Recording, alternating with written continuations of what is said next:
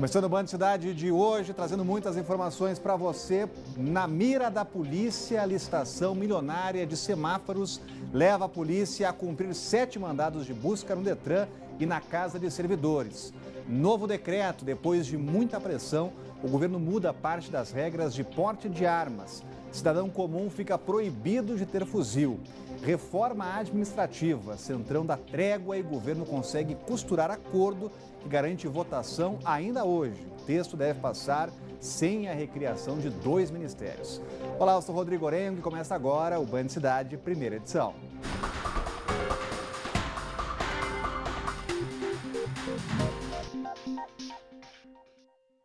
Moradores de Samambaia não aguentam mais a longa espera pela entrega das novas creches. A nova unidade e as novas unidades das quadras 208 e 425 estão prontas desde dezembro do ano passado, mas nada de inauguração. Enquanto isso, tem mãe tendo que se virar para conseguir ir ao trabalho. A imagem é de encher os olhos. Essa creche que fica na 208 de Samambaia Norte parece estar prontinha para receber as crianças. Mas desde dezembro do ano passado, ninguém consegue desfrutar do local. Um problema e tanto para as mães da região. Só eles inaugurar abrir. O que custa? É uma ajuda grande, eu preciso muito, eu tenho que trabalhar.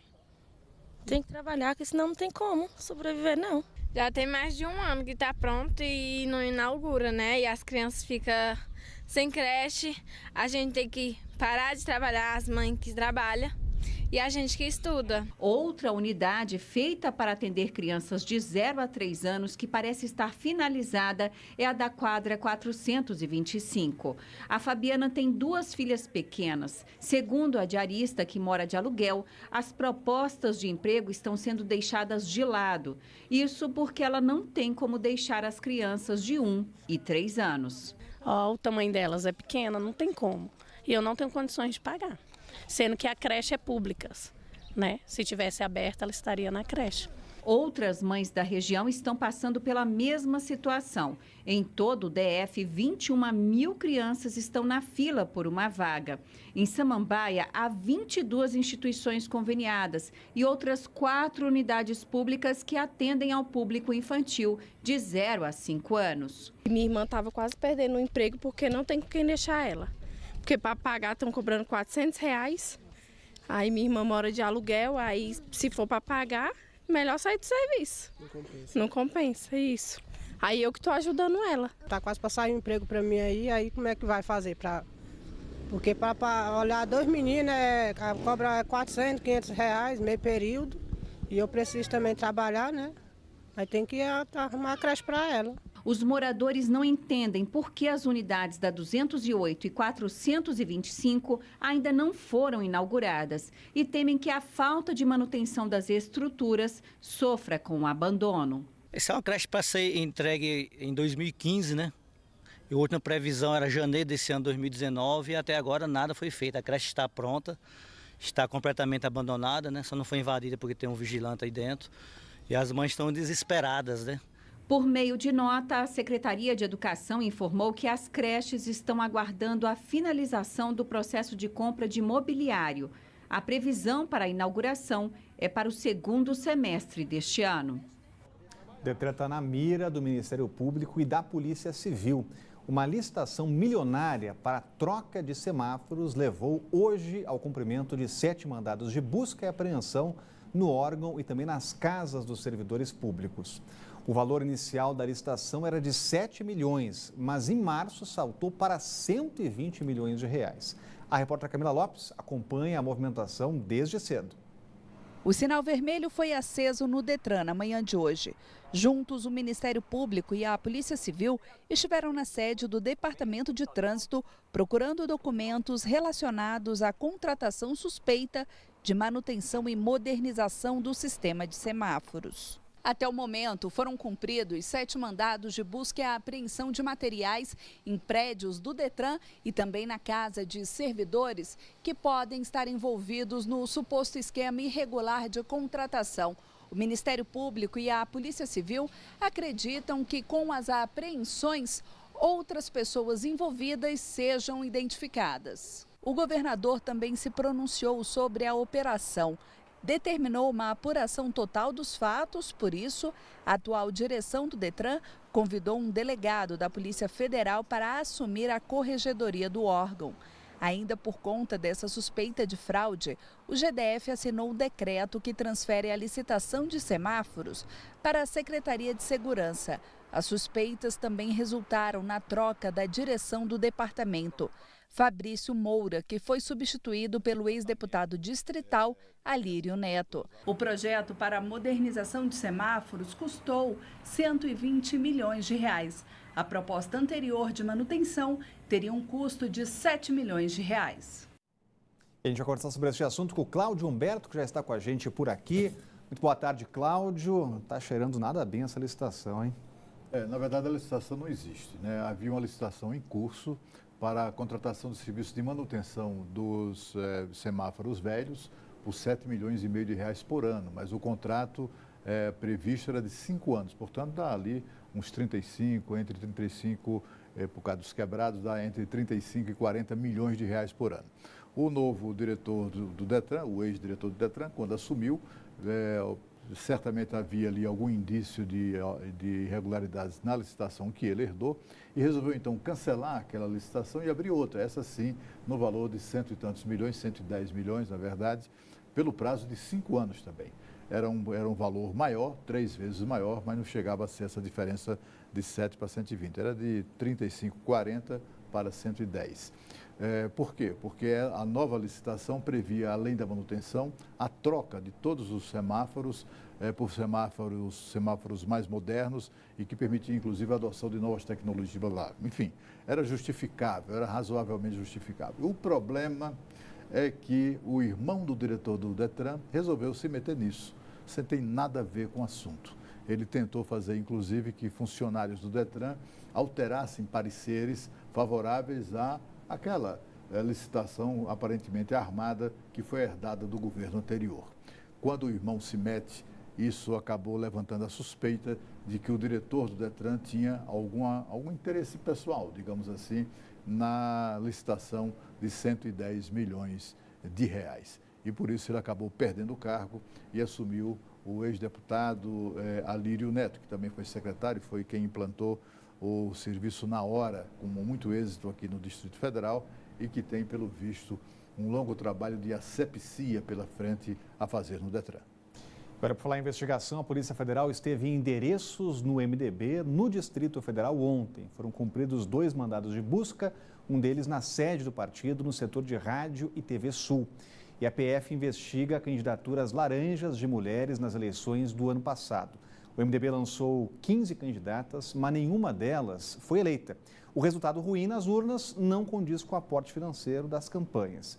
Segundo os investigadores, os valores chegam a quase 2 milhões de reais, sendo que a maior parte saiu dos cofres da legenda.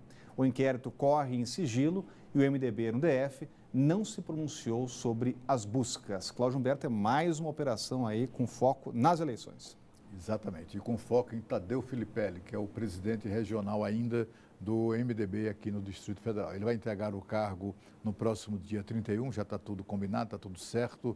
Assumirá a presidência do partido Rafael Prudente, que aliás está fora do país, em viagem a Portugal. E isso aí coincide com uma série de sabores, digamos assim, enfrentados pelo ex-vice-governador do governo petista de Agnello Queiroz. O Tadeu Filipelli também hoje teve um novo revés. Ele, uma pessoa que era ligada a ele, administradora da cidade do Gama, foi substituída hoje pelo deputado Daniel Donizete. E no lugar desse deputado na Câmara Legislativa, assume uma pessoa com uma figura quase folclórica, digamos assim, que é a suplente de deputada distrital Kelly Bolsonaro. Ela que protagonizou uma cena que muita gente viu no Estádio Nacional Mané Garrincha, lá em 2016, fevereiro de 2016, quando ela invadiu o campo para exibir um cartaz fora Dilma. Ela ganhou, ela não é parente do presidente, ela incorporou esse apelido de Bolsonaro e hoje se chama Kelly Bolsonaro em razão da sua militância contra o impeachment e a favor do atual presidente. E a reforma administrativa deve ser aprovada hoje na Câmara. Tudo fruto de um acordo com o presidente da Casa, Rodrigo Maia. A reforma virou um instrumento de barganha nas mãos do Centrão, que acabou desistindo de recriar 2 ministérios diante de tanta repercussão negativa.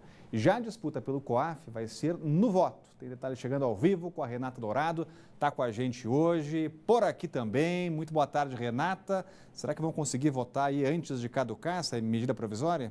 Sim, Rodrigo, boa tarde para você, para o Cláudio, para todos que nos acompanham. Tudo indica que sim. A gente sabe que lá no Congresso, em 20 minutos, tudo pode mudar, né? Mas tudo indica que sim, porque exatamente foi fruto desse acordo aí. Mais uma vez, o presidente da Câmara, Rodrigo Maia, entrou em campo, negociando aí com aqueles deputados que fazem parte do chamado Centrão. E qual a importância dessa medida provisória, dessa reforma administrativa? Bem, essa medida provisória foi um dos primeiros atos do presidente Bolsonaro, assim que foi eleito, e, entre outras coisas, mudou a estrutura, redesenhou a estrutura do governo. Por exemplo, reduzindo o número de ministérios, que até então era de 29, passando para 22. E também modificando aí a responsabilidade, o ministério que era responsável pelo COAF. O COAF é um conselho que fiscaliza as finanças, um conselho muito importante. Então, até então, era do antigo Ministério da Fazenda, que nesse novo desenho virou o Ministério da Economia, que era responsável, portanto, pelo COAF. Então, o presidente Bolsonaro passou essa responsabilidade para o Ministério da Justiça, ou seja, para as mãos do ministro Sérgio Moro. Então, foi todas essas modificações que aconteceram.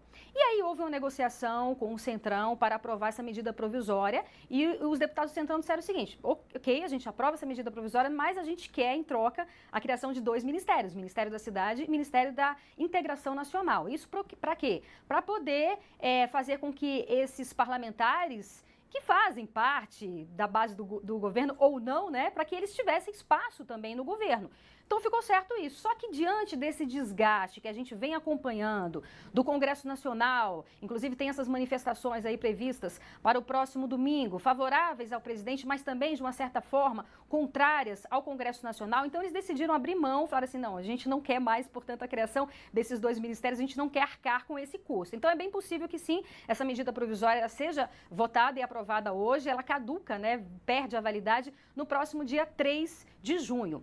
Mas hoje isso deve acontecer de fato. Portanto, não terá mais a criação desses 2 ministérios. Quanto à responsabilidade do COAF, se fica sobre o comando do Ministério da Fazenda, do Ministério da Economia ou do Ministério da Justiça, isso aí realmente, como você bem disse, vai depender aí de mais um processo de articulação do governo e, claro, a gente está acompanhando tudo isso aqui. Rodrigo. Obrigado, Renata. Acompanha e traz mais informações para a gente. E olha, a seguir, o governo recua e faz mudanças no decreto de armas. E o Band Cidade está voltando já.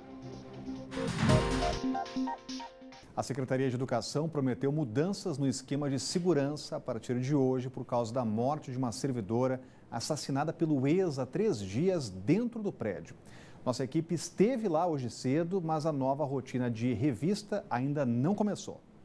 Identificação feita na recepção, número da identidade registrado na catraca e acesso liberado. Assim continua sendo o procedimento para entrar em prédios da Secretaria de Educação. O Tauane, que estava no local em que ocorreu o assassinato da servidora Débora Tereza Correia, disse que não passou por qualquer revista para entrar no local. Normal, sem revista. Inclusive, ele disse que ficou preocupado em ter que vir até a unidade depois do feminicídio registrado na última segunda-feira. Complicado, né? A gente ainda que vem com o filho, com tudo, a gente sabe que é importante ter um pouco mais de segurança e tomar um pouco mais de cuidado, né? Pra gente não ter esse tipo de problema que aconteceu aqui. Depois que o policial civil matou a ex-namorada com tiros e tirou a própria vida logo em seguida dentro do prédio da secretaria, o órgão informou sobre um reforço na segurança com aumento no número de vigilantes e também revistas de bolsas e mochilas, algo que ainda não foi colocado em prática. E não foi só a morte de Débora Tereza que entrou para a estatística de feminicídios no Distrito Federal. A Secretaria de Segurança confirmou um novo caso ocorrido em março, em Taguatinga. Uma mulher foi encontrada pela filha com um saco plástico amarrado na cabeça e um cabo USB enrolado no pescoço. Em um primeiro momento, o caso foi tratado como suicídio,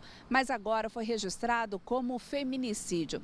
Com esse, passa para 13 o número desse tipo de crime neste ano no DF. Na tarde dessa terça-feira, foi enterrado o corpo da servidora da Secretaria de Educação, Débora Tereza. A Secretaria de Educação ainda não respondeu por que as mudanças na segurança não começaram hoje, como prometido. Olha, o decreto de armas do presidente Bolsonaro foi revisto e republicado hoje. Pontos considerados polêmicos passaram por mudança.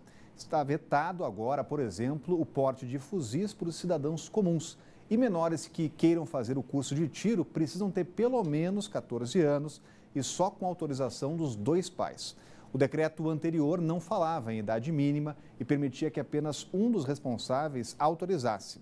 A pressão por mudanças veio de todos os lados, inclusive dos governadores de 3 estados e aqui do DF. Nesta terça, em carta aberta, 14 governadores manifestaram preocupação com as mudanças na legislação. Eles afirmam que as medidas previstas no decreto não vão tornar os estados mais seguros e acham que o impacto será negativo, aumentando a quantidade de armas e munições que vão abastecer criminosos, além de aumentar também o risco de que brigas e discussões acabem em tragédias. A carta é assinada por 14 governadores, a maioria de estados do Nordeste. Cláudio Humberto, as mudanças eram necessárias nesse decreto?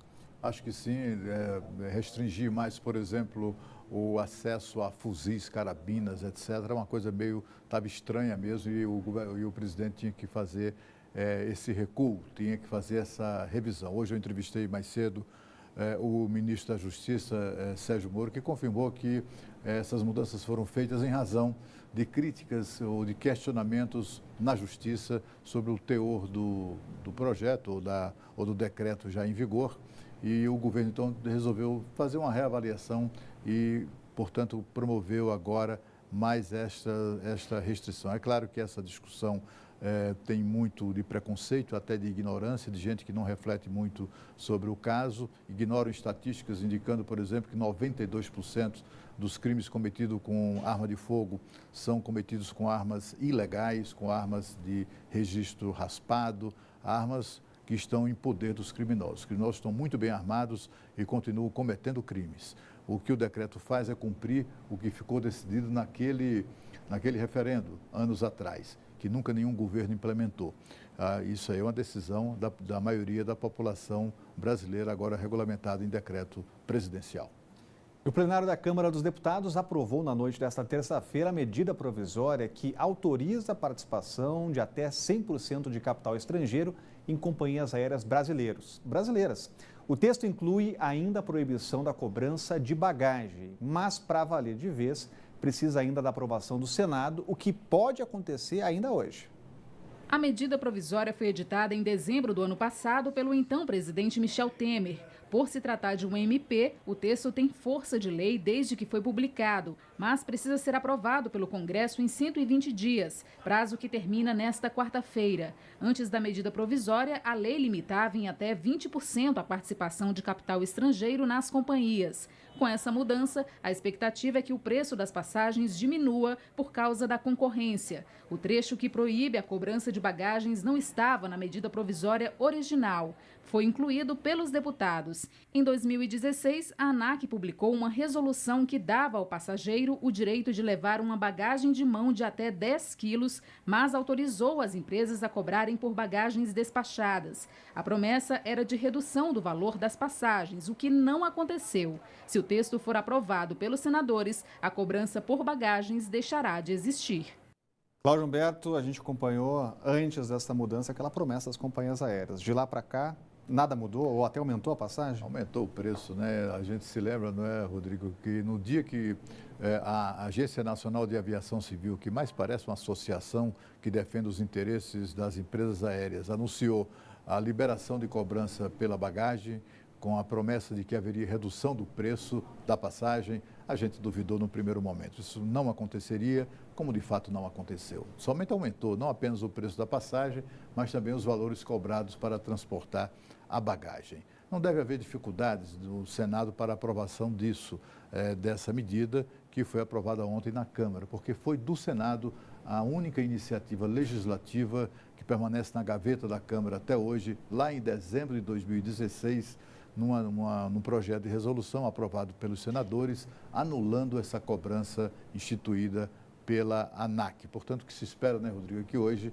o Senado apenas referende esse projeto, que foi essa medida provisória que foi aprovada ontem na Câmara dos Deputados, um acréscimo, né, no substitutivo daquela medida provisória de Michel Temer, quando o relator da medida, o senador Roberto Rocha, líder do PSDB, no Senado, o senador do Maranhão, incluiu ali nesse projeto da medida provisória, incluiu também o fim da cobrança pelo transporte de bagagem. O Supremo Tribunal Federal retomou hoje o julgamento que define se o governo deve ser obrigado a fornecer medicamento de alto custo. A gente volta a falar ao vivo com a Renata Dourado. Já dá para saber de alguma tendência, Renata?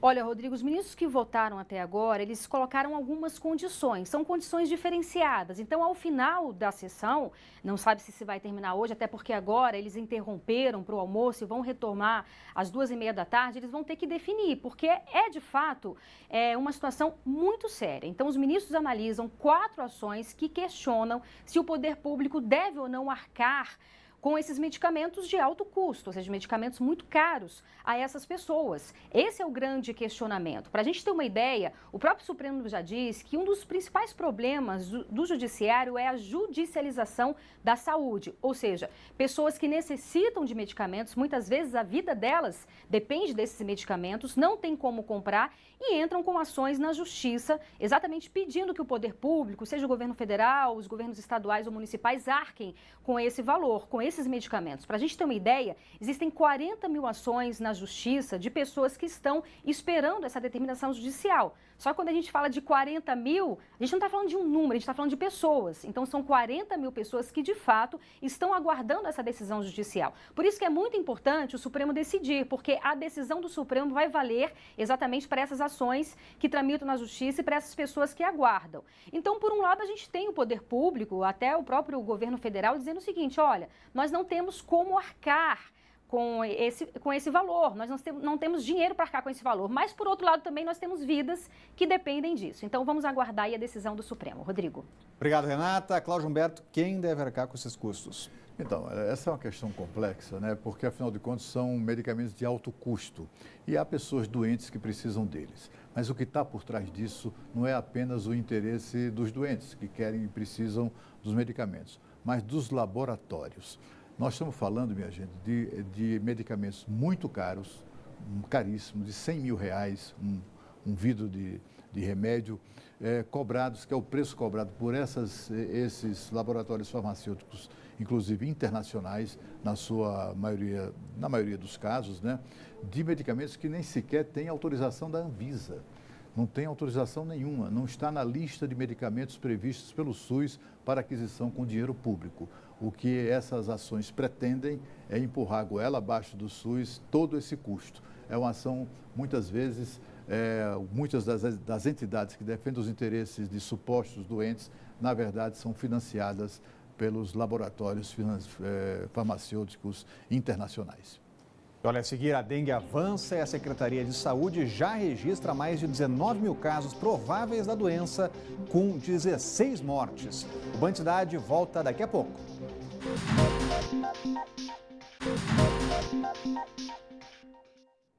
O DF enfrenta a pior epidemia de dengue dos últimos 3 anos. Em novo boletim da Secretaria de Saúde, já foram mais de 19 mil notificações, sendo mais de 17 mil casos prováveis da doença, com 16 mortes.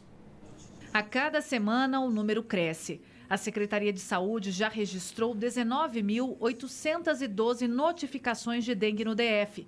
Desse total, 17.304 são consideradas casos prováveis.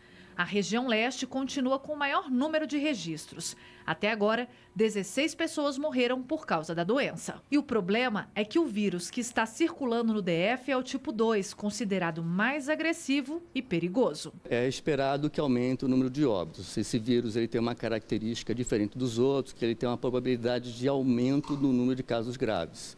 E isso pode levar realmente ao número de óbitos aumentado nesse quadro de epidemia que a gente está vivendo.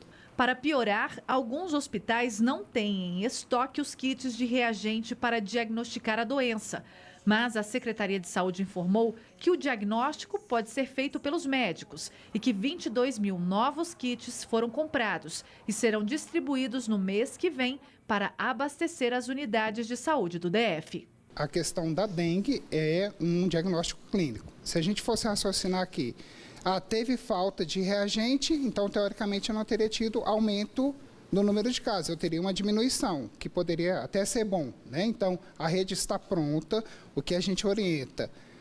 Teve sinal clássico de dengue, febre, dor de cabeça, dor no corpo, dor nas articulações, às vezes mancha no corpo, procura uma unidade de saúde. Foi pedido o número de 12 mil reagentes em maio, foi distribuído conforme a demanda das regiões e está tendo agora um novo pedido de mais 22 kits entre teste rápido e sorologia para a rede. Então, a gente distribui conforme a rede pede. A Secretaria de Saúde anunciou ainda que vai intensificar as fiscalizações nas casas e conta com o apoio dos bombeiros e do Exército para eliminar criadouros do mosquito transmissor da dengue.